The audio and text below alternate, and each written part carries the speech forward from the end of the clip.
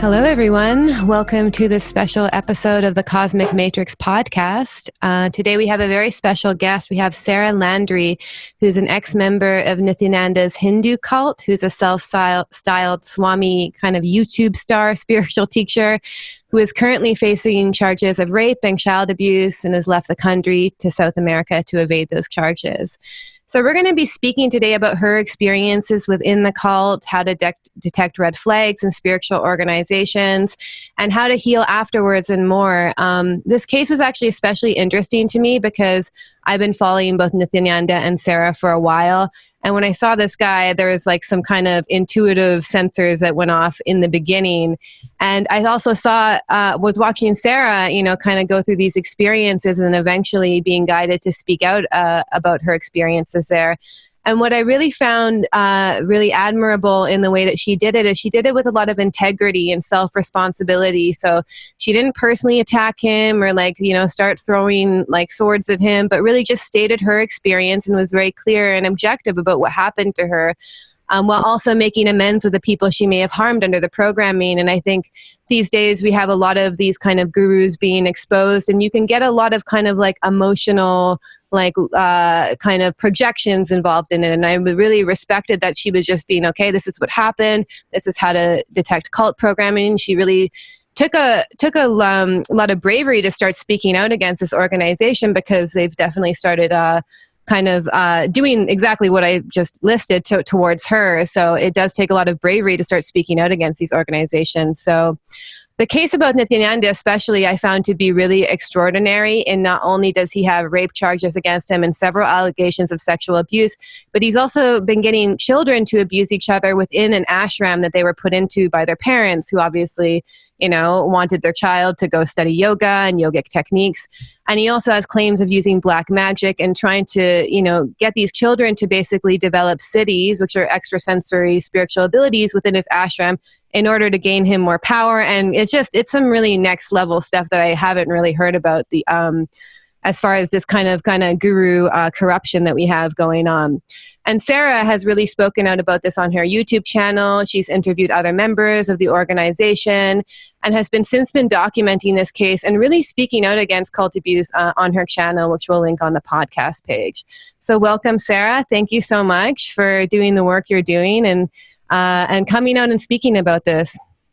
Yeah, you're welcome. I really feel like it's the least I can do, and especially because, as you mentioned in your introduction to this podcast, so many people have been following Nithyananda and also my journey, which became interlaced with his, that, once I realized it's a cult and how much mind control was involved and how much abuse towards all the members as far as kind of taking away their spiritual self-sovereignty goes, but more specifically to kids who were beaten or the people who were sexually targeted by him, I really felt like it was my civic duty to speak out. I had stood for him publicly the whole time I was brainwashed by him, so it would be kind of I think it would be a really pathetic move to just kind of skulk away and start my life again without saying anything.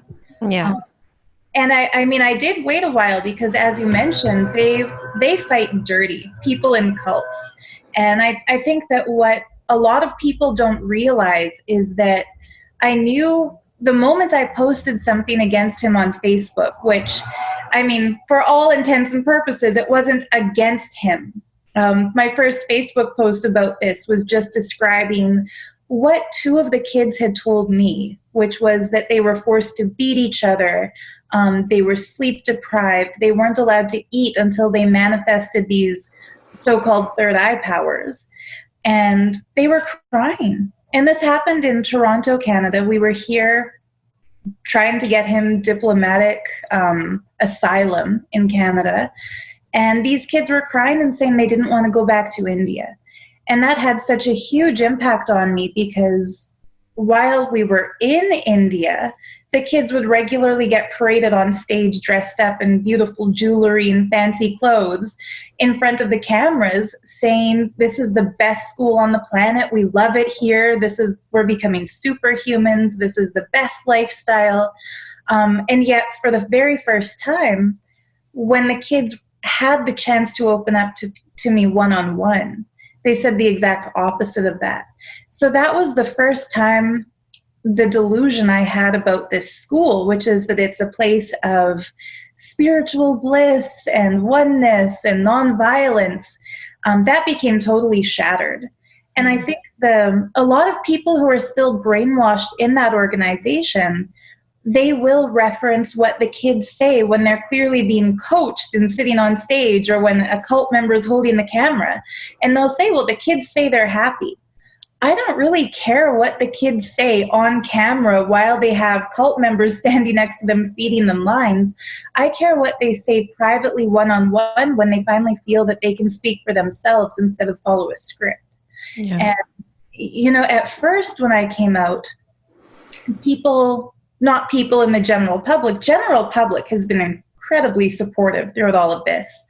But people still brainwashed in that cult immediately retaliated and accused me of lying about it and saying, she's mad at the guru. Maybe he didn't give her enough prominence, or he didn't give her what she wanted. So now she's making up a story about the kids to try to attack him. In reality, he had given me the highest position as far as publicity goes in that mission. I was the one on stage every day. He gave me the instruction to wear the jewels of an ancient queen. Like, as far as material desires go, or as far as closeness to him is concerned, nobody could have had more than what I had had. And so it's really stupid that the way the cult retaliates is by trying to do a character assassination. Mm-hmm. Yeah. They can't answer to the child abuse, so instead they try to discredit the person who's blowing the whistle about it. Yeah, and that's a logical fallacy, to personally attack someone rather than address what they're saying. Well, exactly. But in the months that followed, there was a lot of kind of back and forth between the cult and me, kind of standing my ground and saying that there's no way I would make up. If I was just mad at him for not giving me a prominent place, I would have attacked him as an individual and spoken things like, well, he promotes the yogic lifestyle, so why is he obese? He promotes compassion to people, so why does he fat shame larger members of his organization? Why does he have a double standard? Why does he sleep all day, but he sleep deprives everybody else? Mm-hmm. And those things are also true. He is a bully, and he is a tyrant. But first and foremost importance to me was not attacking him or knocking him down a peg. It was getting help for the kids who desperately needed to be brought out of that terrible, abusive institution. Mm. And I really feel like at least that is now completely cleared up. I'm not sure how much you're following the case, but there's a South Indian man named Janardana Sharma, who used to be Nithyananda's personal secretary. And this man had brought 4 of his children, 3 daughters and a son, to the Gurukul.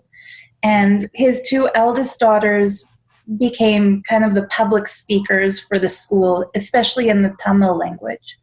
And, the younger 2 kids mainly spent their time in the Gurukul. The older 2 daughters would travel around demonstrating powers, just like the 2 kids I was with in Toronto.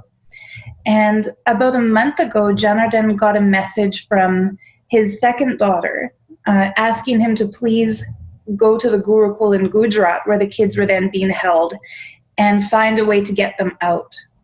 And that was the first time he was kind of tipped off that something might be going wrong, because at that point in time, he wasn't watching my videos or reading what I posted. He had unfriended me on Facebook, just like all of them had been instructed to do. And he assumed I was what they call an anti-Hindu element, because, they can't admit that I'm just against their cult. They have to think that I'm against the entirety of Hinduism, which simply isn't true. I'm pro-Hindu. Yeah, you're the plant for the Vatican, and you're working for the Catholic Church. Yeah. For the Catholic Church, as a tarot card reader. So, but so he had kids within the organization, and he recently took them out, and he was pretty high up. Is that what you're saying, or? There was a bigger drama than that. He and his wife went to Gujarat to get their kids, And that's when they found out their oldest daughter, who they had thought was traveling for the past year, was actually with the fraud who calls himself Nithyananda. The last known location for her was Ecuador, which is where he was hiding out earlier this year. And when he and his wife got there to get the kids out, they were barred. They weren't allowed entry. And this is a man who was as high up in that cult as anybody can get. Like, personal secretary to the guru is extremely high. He was higher in the organization than I was. The gate to the compound was locked. They were yelled at. They were told that they're not allowed to see their kids unless the guru gives approval for that. They were given the runaround for weeks, and they went back every day just trying to see their kids. And put it in perspective, the youngest son, I think, was 13. The second daughter, she was 17 at the time. The third daughter was 14 or 15. So finally they had to get a police warrant and go back with officers. And even then, the officials wouldn't let them into the school compound to see the kids. So that escalated things. They got a bigger warrant. And finally, I feel really vindicated in what I said about the child abuse, because 2 of the teachers have been arrested and put into prison for child abuse and kidnapping. Because as soon as they found out Janardhan and his wife were going to get their kids, they moved them to an off-campus apartment, basically hiding them so the parents couldn't get them. Wow. And the daughter who first sent the parents an email asking for help has left the country. And they got a habeas corpus filed in the Gujarat courts, which means that the girls have to appear there just to prove that they're alive and that they're well and they're able-bodied. But the cult has moved them first apparently to Trinidad and Tobago. Recently on the 10th, they sent a petition from Virginia. So they've somehow gotten into the USA, saying that they're legal adults. The oldest daughter turned 18 during the time when they were being shuffled around and kidnapped. And even worse, these kids are being used for the propaganda against their own parents. So these kids are saying that their parents were horrible people. They've accused the mother of having an affair on the father. They've accused their parents of selling them into child prostitution. Accused their father of embezzling $2 million out of the cult. The same kind of stupid lies they were saying against me when I first came out with the story, they're now saying against these parents for trying to get their kids back. Yeah. And the reason I feel, And when did this part happen? I did hear that people were arrested recently, but not Nithyananda, because he's not there. No. So this was very recent, right? This was in the last few weeks. Okay, wow. Yeah. The 2 ladies are still in prison now. It was about a month ago that Janardhan first tried to get his kids back. And his youngest daughter said on a news interview, without knowing anything of what I've said publicly, she said that there was a day in 2017 when all the kids were forced to beat each other. Yeah. And that they were sleep deprived. They were given the task of creating 10,000 fake accounts on social media. I got added by some of those accounts because it was like Nithyananda fan accounts, basically. Yeah. A couple of them, yeah. Some of them would be fan accounts. Some of them are like catfishing accounts. They'll take other people's pictures. They'll do image searches for smiling girls or happy guys, and then they will create fake names, fake identities, fake accounts. Yeah. Just like a catfisher would do. And they'll start adding each other as friends to make it look like these are genuine accounts of real people on Facebook. And then anybody who says anything critical against their fraud leader, they will start. For example, I had my Facebook page deactivated for a couple of days because their fake accounts submitted kind of a thing saying that it was a fake name. So I had to send a copy of my photo ID to prove that Sarah Landry is my real name. But they'll do that kind of attack against the whistleblowers. So he was training kids to kind of hopefully develop special powers, and also almost running some sort of like social media ring to try and kind of pump up his own name as well. Absolutely. Yeah. And the other thing that these kids would do, one of my good friends, Joanna, has made a video showing that there was a 10-year-old boy who was actually Janardhan's son. At the time he was still in the cult, he was sending her messages in Facebook saying, why don't you send $1,000 to do this puja? It's going to bless you. You'll be able to earn all the money that you need. And she kind of replied to that by saying, I've already paid, over $100,000 for programs every year. I haven't earned any of that back. Why would this magical puja suddenly solve all my problems when the guru was the one who caused all my problems? And the kid is basically begging and arguing with her. No, you have to do this puja. I promise, I guarantee it. I'll stand by it. So they're being taught high pressure marketing and sales skills. And it's definitely child labor. It's definitely a racket. Like this man who calls himself Nithyananda, he's already been charged with racketeering in a California court way back more than 10 years ago. It's just that his top supporters, who I feel they're either getting some kind of a kickback from the organization, or they are just so completely brainwashed that they can't see the reality for what it is anymore. They continue to stand by and support him no matter what crimes he's committing. And that's why this kind of abuse is allowed to continue. And I also think that there's a big problem with people leaving and then going quiet. There are many people, men, women, some of them children, who have been sexually assaulted by this fake guru, not through physical force, but through mental manipulation. He'll tell them that in order to achieve enlightenment, they need to be sexually involved with him. Or he'll tell them that they are gods incarnate or goddesses incarnate, or that in the past life they were his lover. And these are all the typical spiritual guru pickup lines, by the way, because I've been used this by a shady yoga teacher myself. Yeah. Well, and I mean, anybody who sees the documentaries about Bikram will see something similar. I've seen young men involved with Vishwananda have gone through something similar. But yeah, he has done this to so many individuals. One of them, named Arti Rao, actually charged him with rape way back in 2010. And that rape trial is still ongoing in the Ramanagara court. It's been a decade. Wow. And, through bribery is my guess. I don't have proof of that, but I believe strongly he has bribed the judge. I believe strongly he has bribed a lot of the officials involved. He's been able to get that rape case delayed and delayed and delayed.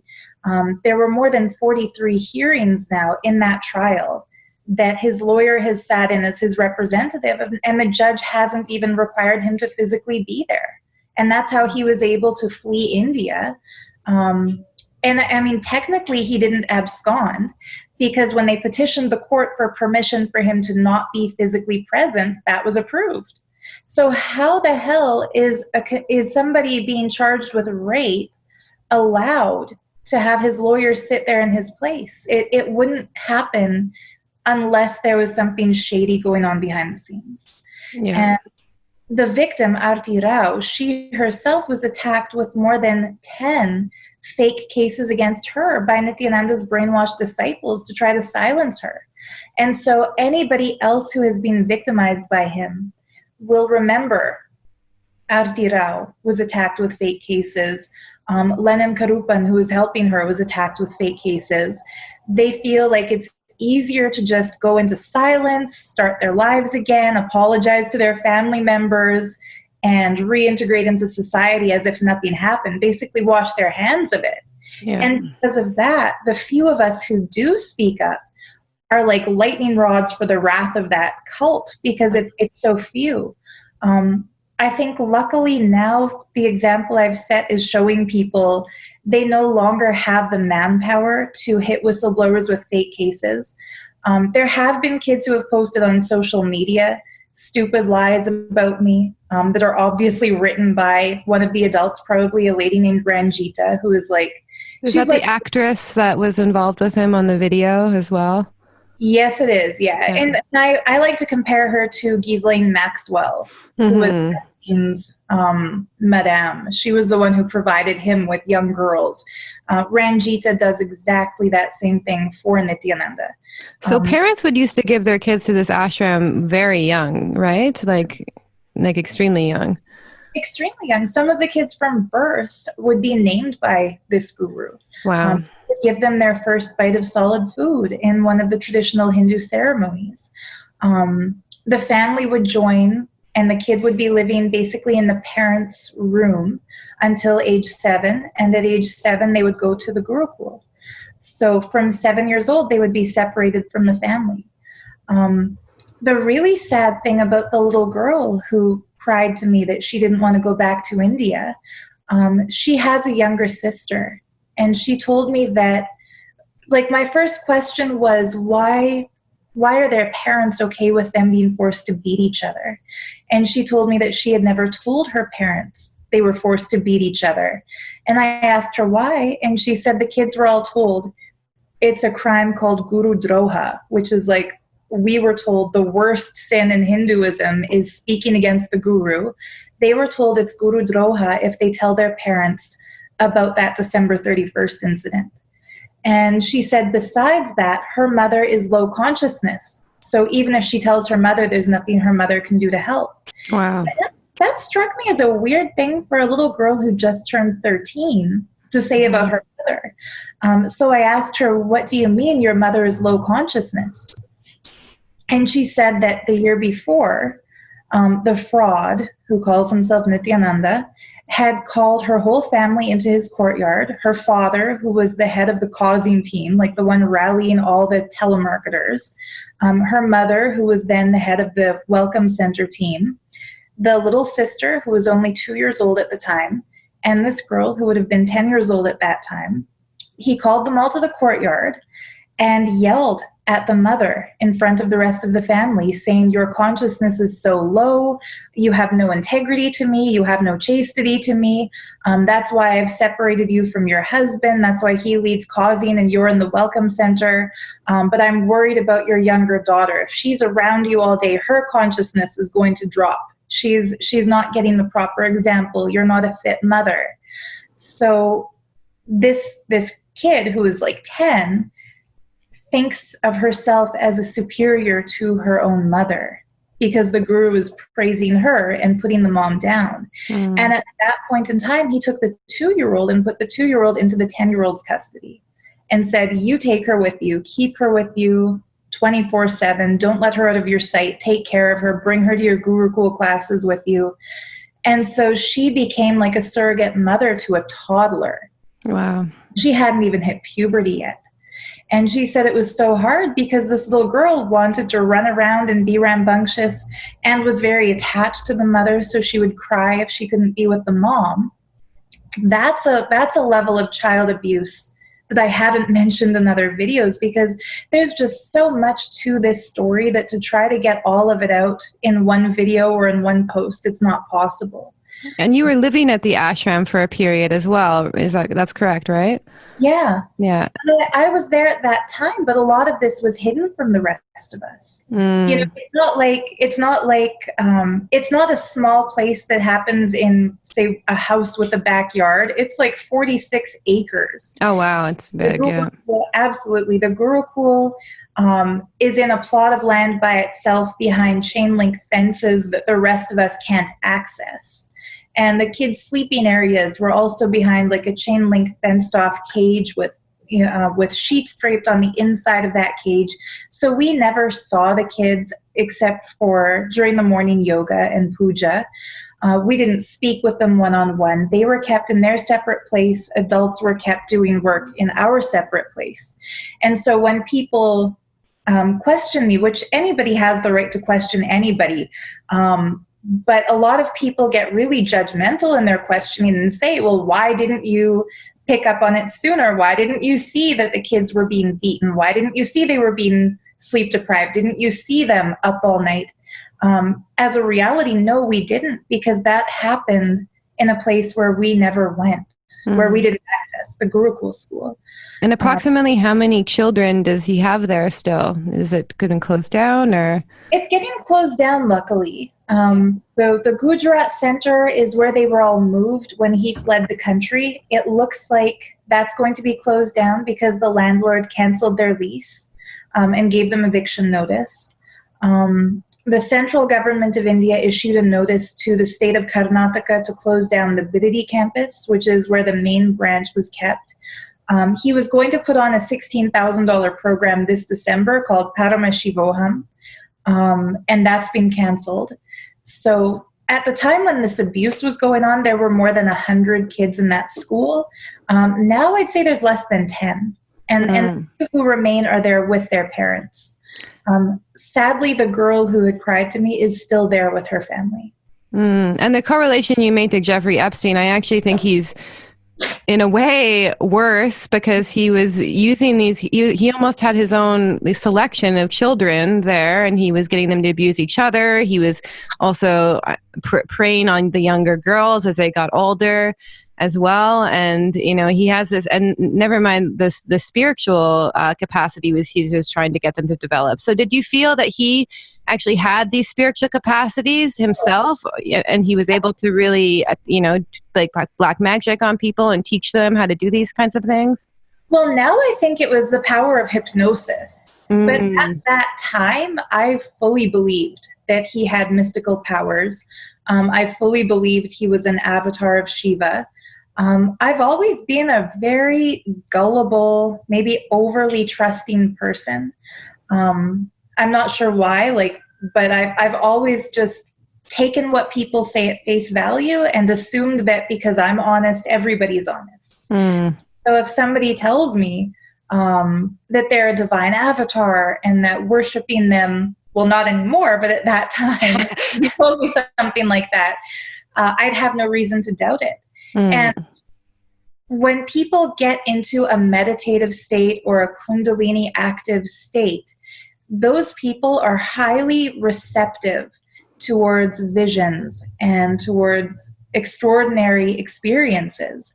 I don't discount that. I still believe that that is real. You know, the Kundalini activation, visions and lucid dreams and other this stuff is also much more common in India than it is to Westerners. Like you have a higher level of spiritual history there and understanding there than they do in the West. So what we think is like way out there is actually kind of more common, especially in Hinduism. Well, absolutely. One of my friends from the cult days used to say that it's really ironic politically that in North America, somebody who is a strict vegetarian, who does yoga every day and has a little altar of their own gods in their home would be considered like a left-wing hippy-dippy weirdo, whereas in India, that would be the most right-wing conservative. So there's a completely different social climate. Yeah. That one good thing about India is it doesn't discount people's mystical uniqueness. Yes. One unfortunate thing is that a lot of frauds, like this one who calls himself Nithyananda, take advantage of that spiritually right climate to lure in unsuspecting but devotional kinds of people and make them completely subservient. Yeah. Unfortunately, like the goal of spirituality should always be to, or in my opinion anyway, I shouldn't speak like as if I talk for everyone, but for me, the goal of spirituality was always to fully establish a personal connection to existence, to divinity, you know, to be able to tap into that cosmic frequency of love and compassion and make the world a better place through that. I never would have agreed if somebody had told me when I first saw a picture of this man, if somebody would have told me he is going to intervene in your personal connection to existence, establish himself as the deity figure, cut you off from all other forms of divinity, force you to worship him, and siphon your energy for his nefarious purposes, I would have ran away. Yeah. But of course, we're not told that. What we're told is that he is the ultimate in form, and connecting to the ultimate without a form is elusive and it's hit or miss. How do you really know what you're connecting to? When the formless comes down in the form and you connect with it in that form, you're guaranteed that you're doing the right thing. And so it's like going from this into this. Yeah. And I also, because I've had my own experiences right before I went to India to study my yoga teacher training, I had I think he called himself, I don't know, he was some sort of like high level acharya, like yoga teacher. And and these people who have these high level of being, they can actually create these Kundalini experiences within you and create high levels of bliss and love. And then they use it for their own purposes. And just because they have these abilities doesn't mean that they're in service to the divine. They might be in service to themselves, and doesn't mean that, they're actually enlightened in the true meaning of the word as well. Yeah, I absolutely agree. The other thing is, like, Kundalini awakens through self-effort and through spiritual yearning. And there are lots of different techniques to awaken Kundalini. I've heard, before I met this fraud guru, for a few months before that, I was working as a professional tarot card reader in Vancouver.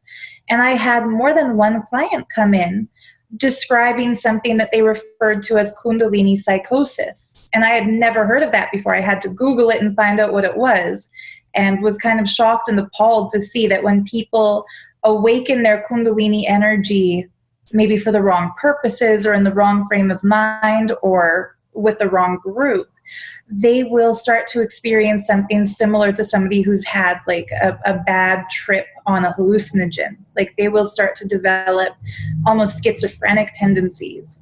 And, these individuals had said that if they could go back in time and not have their Kundalini wake up, they wouldn't do anything to awaken their Kundalini. Mm-hmm. Since then, I've heard other people talk about this and explain that, yeah, when your Kundalini energy awakens, you have this capacity to create whatever you want in life. Like, it gives you a lot of power to be the creator of your existence. But if you are fearful or have a tendency to worry about like worst case scenarios or disasters, that's what you're going to start creating for yourself. When an individual is enlightened, I don't think they ever would awaken somebody else's Kundalini deliberately, because that's like giving a loaded gun to a toddler. Never mind, get them to open 20,000 social media accounts in your name. Right. And pay you 15 grand to do it. Yeah. Right? And so when these kinds of frauds have these mass workshops where huge groups of people pay thousands of dollars each, allegedly to get their Kundalini awakened, whose reality is that awakened Kundalini going to create? He was actually charging people at workshops to awaken their Kundalini? Well, there was a flat rate fee of $15,000 for this program he called Inner Awakening. This one. Wow. And that's US dollars, right? US. Oh, wow. This December's was going to be the most expensive yet. It was going to be 16,000 USD. Mm-hmm. Thank goodness, because of many other whistleblowers also joining in with this, that program has been canceled. And I honestly feel that now is the time his mission is finished. Like, whoever is already brainwashed by him and belligerently kind of locking themselves down in their little cage of perception, refusing to listen to those of us who left, maybe that 100 or so people will still be his gung-ho supporters and follow him to Haiti or whichever country he's hiding out in now.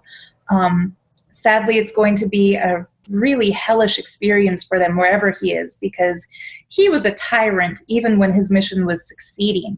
Mm-hmm. I would hate to see how he treats the people around him now. He's ruthless. So how did you end up healing from all of this? Like, what was a turning point for you? Was it this experience you mentioned with the children? And what were some red flags that started showing themselves before that experience? And I know you've mentioned in your videos the cognitive dissonance was so strong. And once again, through these, especially when you start hypnotizing and brainwashing through spiritual techniques, it takes a really high level of awareness to break out of these places, because it alters your consciousness. It's like someone's giving you meditations and, a routine that's like putting your consciousness on drugs, basically. Yes. Well, it's funny. Have you ever watched the Lord of the Rings movies? Yes. Yeah. Yeah. I just saw one on Wednesday with my mom. The second, I forget what it's called, but there's this king, he looks like a frail, ancient, elderly king with this kind of sniveling little advisor next to him, forcing him to make decisions that are serving towards the evil agenda. I really feel now as if everyone who's on the fraud Nithyananda's personal team, they are like under that kind of evil influence, or like the king in the movie Aladdin, and Jafar is there like waving his stick and just keeping them under hypnosis. Yeah. I think for me, the kids crying and telling me they were abused, that was like the straw that broke the camel's back. Like, I was already upset by the blatant lies that this guru was telling. For example, he said in one discourse that a yogi is someone who never has to recline the body to rest at night. He sits with his spine straight and stretches out his legs. But all the times I had been into Nithyananda's bedroom, I would see he was lying down fully flat on his bed with a bunch of soft, fluffy pillows and comforters, and he had powerful air conditioning. Which is, by the way, the opposite of what they teach you in ashrams, that you have to be on a very simple bed. Of course, no, he had like the highest end luxury quilts and sheets and everything. And so that's when I first realized, like, he's got a double standard here. Everyone else has to suffer it out on metal framed, like bed bug infested squalor in the Indian heat, while he's got this air conditioned luxury suite. And he claims on stage that the highest spiritual strength is keeping your spine straight all night long, but he lies down almost 18 hours a day. I was upset by his self-indulgence behind the scenes. I didn't like the way that he would bully people. I mentioned he would fat shame. Like, one example of this, there was a girl named Chidrupa in his ashram who was quite heavily overweight.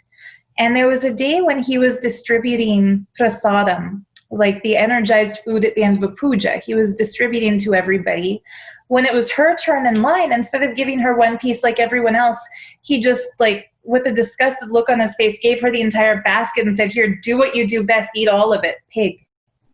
And, like, yeah, how can somebody, she worshipped him like a god. He was like her father figure, her god figure, her everything. And here he's making a disgusted face at her because she's overweight and telling her to eat and calling her a pig. That fat shame, like, I used to get bullied as a kid for being overweight. So that was really triggering for me to see him treat somebody else totally like a piece of shit just because of her size. And this is someone who also claims he's enlightened as well. So it's like, it's not just a regular, toxic person in Western culture, but yeah, not just a regular toxic person, but somebody like with megalomania, narcissism, who believes he is a deity. I mean, historically speaking, what kind of people have demanded other people worship them like a god? We've got Caligula, we've got Hitler, like, it's always the most evil-intentioned people out there. So do you think he is using the powers of Shiva from a metaphysical perspective for his own gain, or do you feel that's all just a deception? No. Personally speaking, I do not believe that it's possible to harness the power of Shiva or of Kali or of any god or goddess for an evil agenda. I think if he's connected to anything spiritual, it's demonic. There's no way Shiva, who is the embodiment of compassion and simplicity, and like, Shiva is known in the Hindu scriptures as taking the worst of everything for himself so the best of everything can be offered to others. He sits in a burial ground. He wears ashes as his clothes. He doesn't wear jewels. He adorns himself in the humble Rudraksha. He doesn't drape himself in gold. Which is the opposite of Nithyananda. Nithyananda's taking the best of everything for himself and giving the dirt to his disciples and working them like slaves. Yeah. So that would be like, it's an oxymoron. You can't live like a king off the sweat and labor of slaves and draw on the power of someone who empowers people to rise beyond corruption to do it. Mm-hmm. I think that he has pulled the cloth over the eyes of his followers and convinced them that he is connected with Shiva, or that he himself is. I mean, there's a really cool guy named Dakota. He's got this channel, Dakota of Earth. He snuck into the Nithyananda ashram. And I saw that video, but I haven't watched it. Yeah.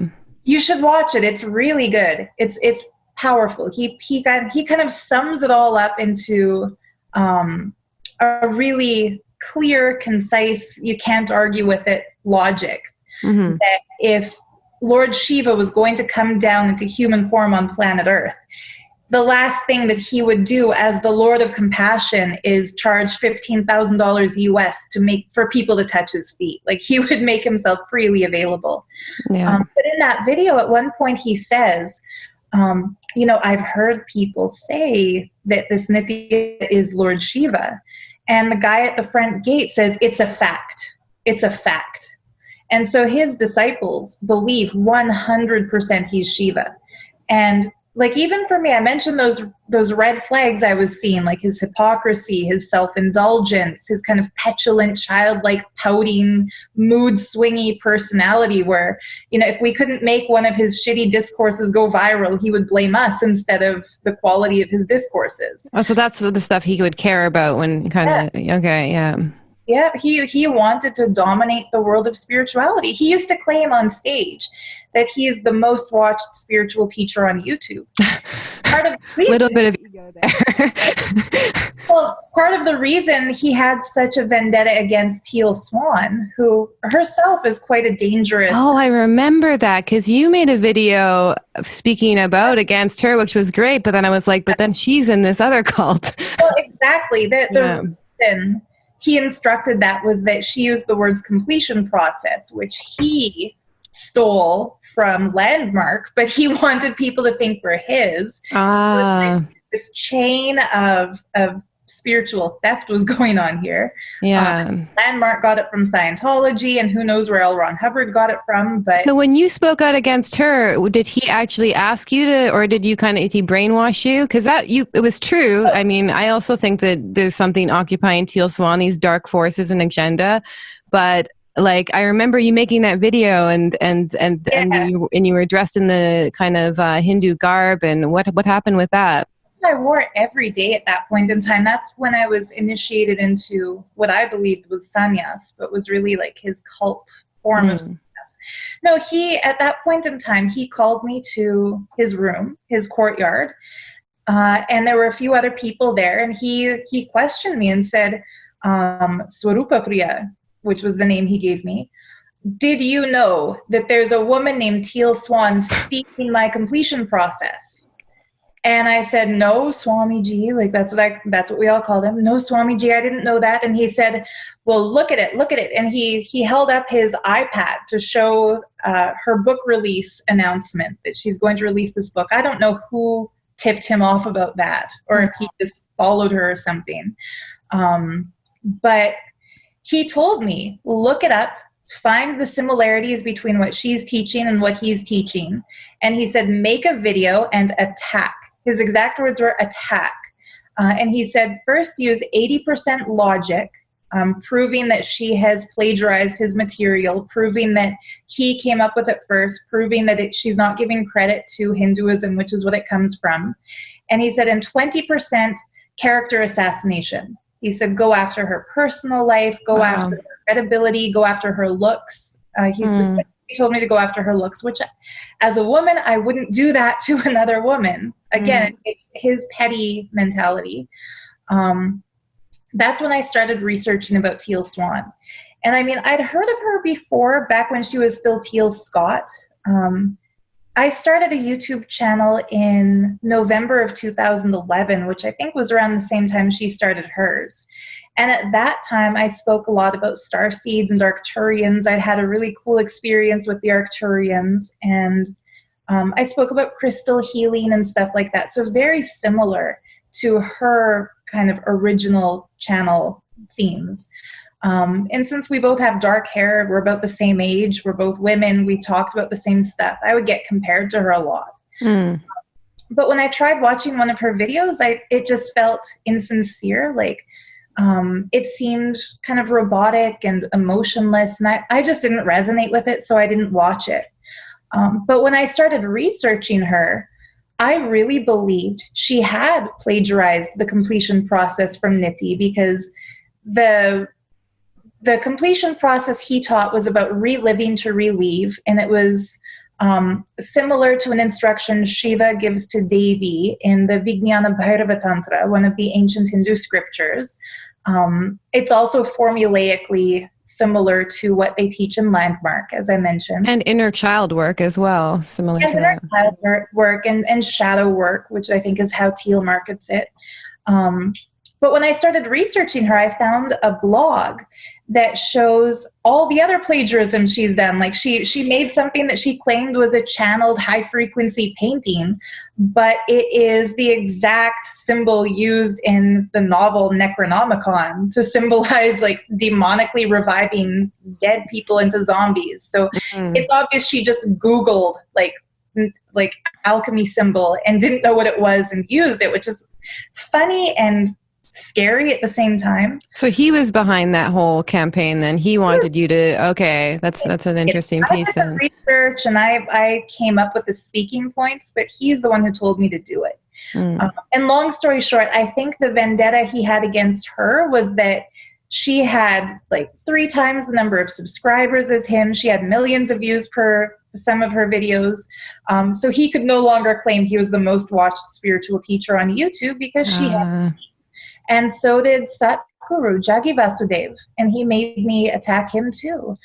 Sri Sri Ravi Shankar, he told me to go after him. And it's like, there was even a day when he told me, you can say anything against any of these people and they won't attack me. But if I say it against them, they'll attack me. So it's like I was his mouthpiece. Whenever he wanted to go after somebody, or support somebody. There was another case. There's a lady named Radhema who had been banned from the Kumbh Mela. She was a guru from North India.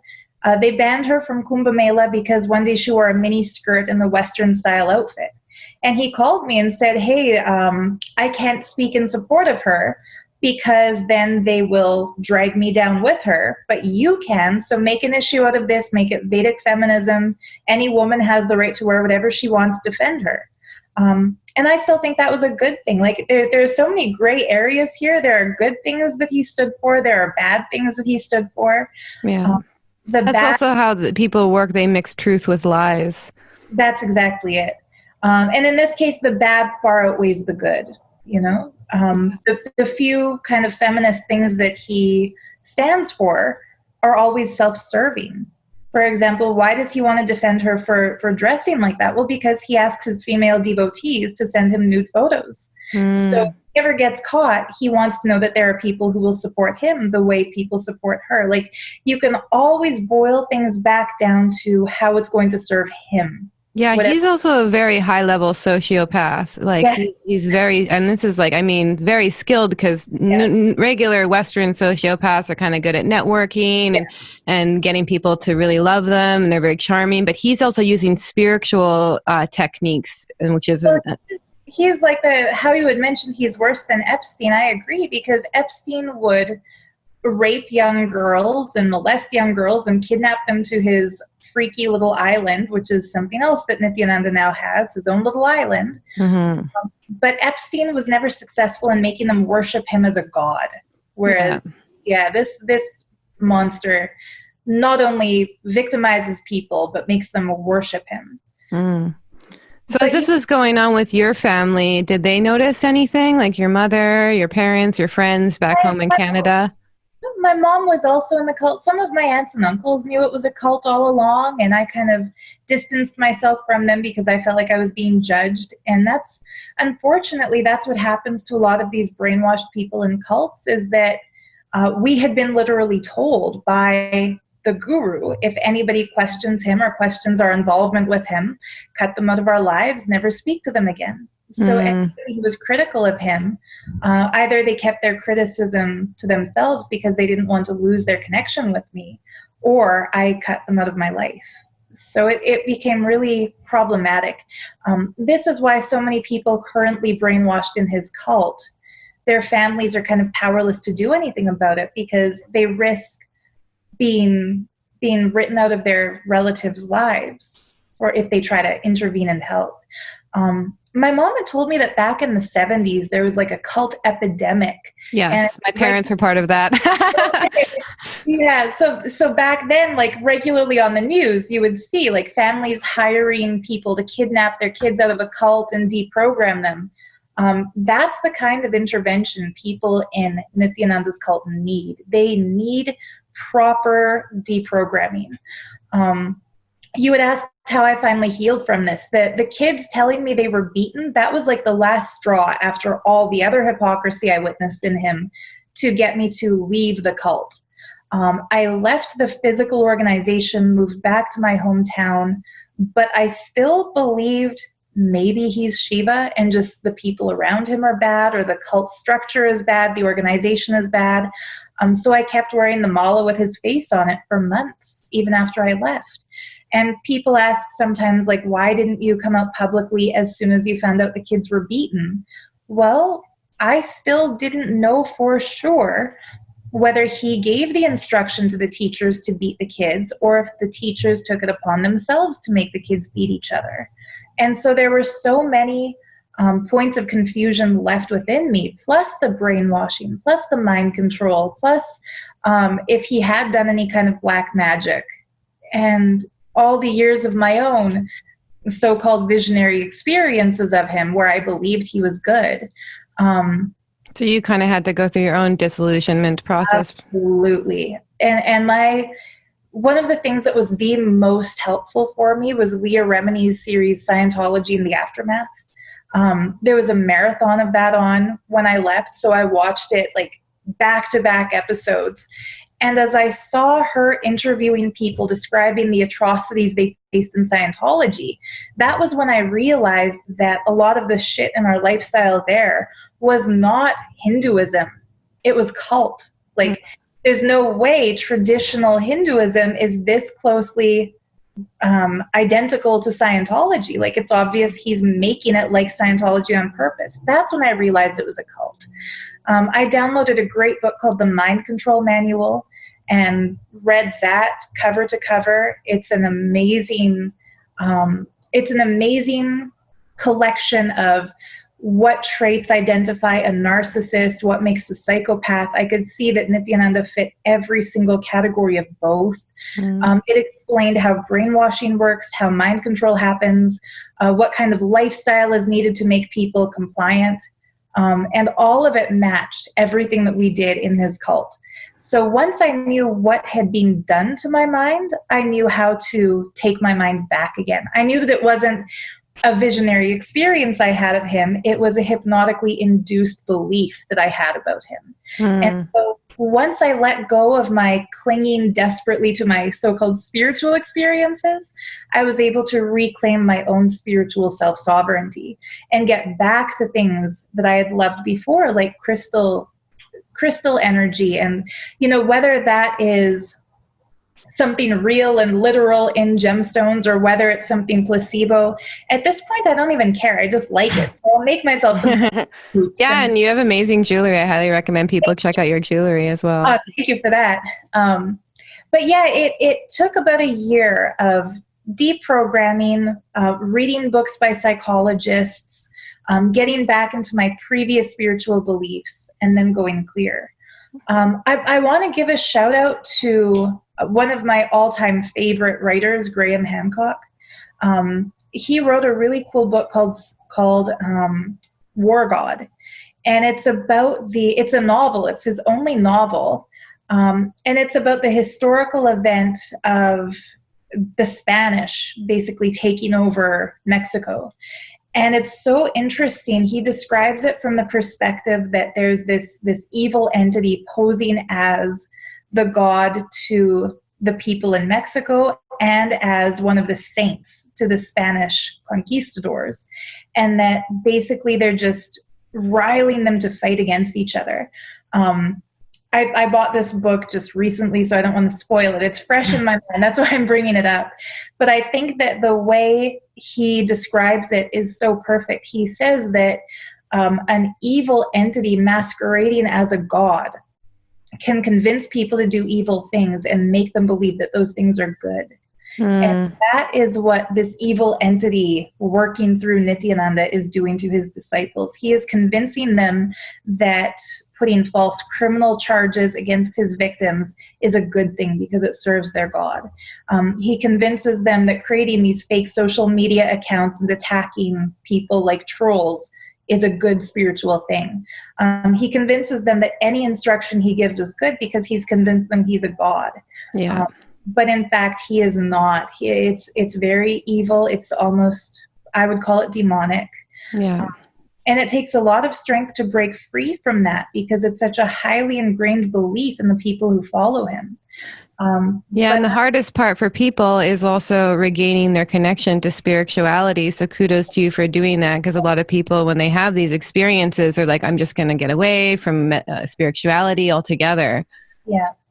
Well, one of the funny things, when I came back again, I picked up an old book that I had bought back when I had my Arcturian experience way back in the early 2000s.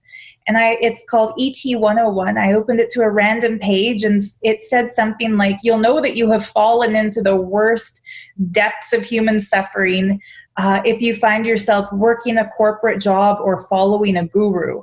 Oh, wow. I was thinking, well, shit, I avoided the corporate. I could definitely fall into the trap of following a guru. And I took that kind of as a little cosmic joke. Like, okay, yep, I went down the wrong path, but I found my way back again. Yeah. And I wouldn't blame spirituality for the fault of this one experience. Just like I don't blame Hinduism. I don't consider the fraud Rajashekaran who calls himself Nithyananda. He is not Hinduism. He's not a Hindu guru. His cult is not a Hindu cult. He has usurped Hindu tradition to make himself get rich, to get lots of followers, to establish himself like a god. But if we were in ancient Rome, he would be Caligula. You know, if we were in France a couple hundred years ago, he would be like Napoleon. If we were in Germany last century, he would be the Hitler. He is an evil, tyrannical, dictatorial, kind of a narcissist psychopath who wants fame, he wants to be worshipped, he wants wealth, he wants to sexually abuse people. His personality type, raised in a Hindu environment, created the cult leader we call Nithyananda. But I still love Hinduism. It's not the fault of Hinduism that this man went awry. Like, it's not the fault of the sacred ancient Mayan culture that we had a character like in the war god story. Yeah, and thank you for saying that, because that's really the missing piece, is like people don't understand that there's also the light and the divine, and then correspondingly the dark forces who will, it's like that phrase, Satan almost always appears as an angel of light. Like a lot of these gurus, and especially because they sometimes don't deal with the basic psychological stuff. Like that kind of seemed to balance it out for you. You learn the basic psychological stuff. And then when you combine that with spirituality, I find it's especially potent, especially for Westerners. But I've noticed in India, they kind of take a spiritual bypass in the psychological stuff. So that when they gain these higher spiritual powers, their own pathologies end up coming through, basically. Mm-hmm. Yeah, absolutely. I mean, I think that everyone who is on a spiritual path and doing spiritual things should keep one rule of thumb in mind at all times. And that is, the moment somebody tells them that they have to do something in order to realize their spiritual goal, that person has an agenda against them. There's nothing anybody has to do to achieve anything. Whatever spiritual practices make somebody feel connected, and resonate with them and make them feel empowered, it's their choice to do those things as long as they want to and not a moment longer. The moment somebody says you have to go to this building every Sunday morning and kneel down and say these words, they're overstepping their right and they're infringing on your spiritual self-sovereignty. The moment somebody says, I have a connection to source and you don't, you can connect through me, that person is a liar trying to scam you. Spirituality is beautiful, but there are a lot of risks of corruption as soon as it becomes organized. There can be beautiful prayer groups who meet together, who say their prayers together. I've got nothing against people going to church on Sunday if that's what they believe in and that's what they want to do. But the moment something is forced and imposed and you're shamed if you don't do it, or you're praised if you do it as the leaders tell you to do it, that's when you are no longer connecting with existence in its pure form. That's when something's being diluted and you don't even realize it's happening as it's happening, but you are being controlled. Yeah. Thank you so much for outlining that. I think that's really useful for people as well, because we do live in this time where, I mean, I've even had this with some of my teachers. I think this age of the guru is changing quite a bit. And so our understanding of spirituality will have to change too. And we're just leading into the end of the first hour. So thank you so much, Sarah. And so besides your YouTube, is there anywhere else? You don't have a website yet. It's up to your Etsy, do you? I've got an Etsy shop, and I really want to plug that because that's like my day job. All the cult whistleblowing and videos I do is like my free gift to the world. Yeah. I recently started a Patreon account where I'm going to do some special podcasts and some content that I don't release always on YouTube. It's just my name, Sarah Stephanie Landry. And my Etsy shop is called The Art of Gems. And all the jewelry I'm wearing is from my shop, this colorful. Yeah, and I'm very picky because I make my own malas, and your jewelry is actually really nice. So I totally support that as well. And we'll link to it in the podcast page. Oh, awesome. I appreciate that. Yeah. Thanks. Okay, great. Thank you so much. I'll see you in the next hour. Looking forward to it.